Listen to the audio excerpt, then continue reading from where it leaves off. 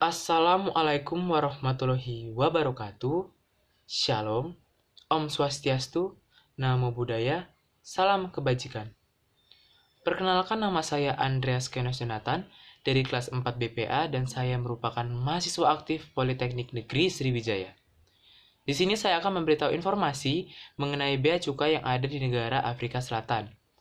Dapat kita ketahui, untuk persentase biaya impor negara Afrika Selatan sebesar 50,04%. Hal ini mengalami penurunan di tahun sebelumnya yaitu 54%. Lalu terdapat bea khusus di negara Afrika Selatan yang disebut dengan ad valorem, yaitu pajak, bea atau biaya yang bervariasi berdasarkan nilai produk, layanan, dan properti yang dikenakannya. Dan ada pula barang-barang pengecualian di berbagai sektor, termasuk tekstil dan juga produk pakaian jadi. Negara Afrika Selatan telah mengalami fase up and down dari tahun 2012 sampai dengan saat ini, dengan adanya berbagai persentase berbagai produk, yaitu produk barang jadi sebesar 40%, benang sebesar 15%, kain sebesar 22%, barang jadi sebesar 30%, dan serat sebesar 7,5%. Dan untuk berbagai transportasi kendaraan seperti mobil, kendaraan segiringan, dan juga minibus itu masih dalam tahap tinggi yaitu 34%. Akan tetapi untuk suku cadang kendaraan motor asli itu dikenakan 20%. Untuk PPN barang impor negara Afrika Selatan dikenakan 15%. Namun apabila barang yang digunakan dalam pembuatan dan dijual kembali pada perdagangan terdaftar itu maka dibebaskan dari biaya PPN. Lalu untuk barang-barang yang dapat diimpor secara gratis, yang pertama adalah 200 batang rokok, 20 cerutu, 250 gram tembakau, 50 ml parfum, 250 ml eau de toilette, 2 liter minuman anggur, 1 liter minuman beralkohol, barang-barang penggunaan pribadi, dan juga wisatawan wajib membayar biaya deposito untuk berbagai produk-produk barang mahal seperti laptop, dan akan dikembalikan apabila barang tersebut diekspor kembali. Lalu ada pula larangan untuk masuk ke negara Afrika Selatan. Yang pertama adalah barang-barang narkotika. Yang kedua adalah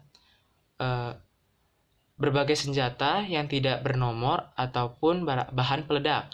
Yang ketiga adalah zat racun.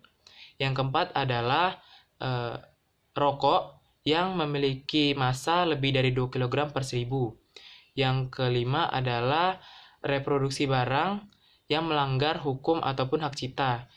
Yang keenam adalah barang-barang yang dibuat dari barang-barang penjara. Lalu untuk hal-hal yang terbatas, yang pertama adalah mata uang yang lebih dari 10.000 koin emas, koleksi koin, stempel ataupun emas yang belum diolah itu wajib dideklarasikan. Yang kedua adalah hewan ataupun satwa liar ataupun tumbuhan yang terancam punah, baik itu mati ataupun hidup, itu wajib harus izin dengan pihak CITES negara Afrika Selatan.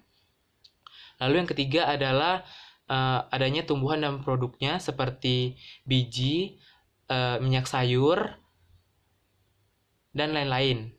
Yang keempat adalah hewan dan produknya seperti telur, mentega, dan lain-lain. Lalu adanya obat-obatan untuk penggunaan pribadi itu wajib harus izin dengan dokter kita masing-masing. Lalu untuk peraturan ekspor, yaitu penduduk negara Afrika Selatan wajib mendaftarkan barang-barangnya ke bea cukai dengan mengisi berbagai formulir, di mana formulir tersebut harus dipertahankan sampai dia kembali ke negara Afrika Selatan. Lalu juga ada produk habis pakai rumah tangga seperti produk bahan masakan dan produk-produk rumah tangga lainnya, itu hingga 5.000 mata uang negara Afrika Selatan. Lalu untuk peraturan untuk para kru, itu para kru tidak diperbolehkan mengimpor barang-barang beralkohol, tembakau, ataupun parfum. Akan tetapi, mereka akan mendapatkan tunjangan sebesar 700 uang negara Afrika Selatan untuk berbagai produk-produk barang-barang lainnya. Mungkin hanya itu saja yang dapat saya sampaikan mengenai peraturan bea cukai yang ada di negara Afrika Selatan. Terima kasih kepada teman-teman yang telah menyaksikan video saya, dan saya ucapkan terima kasih. Salam pesona Indonesia, wonderful Indonesia.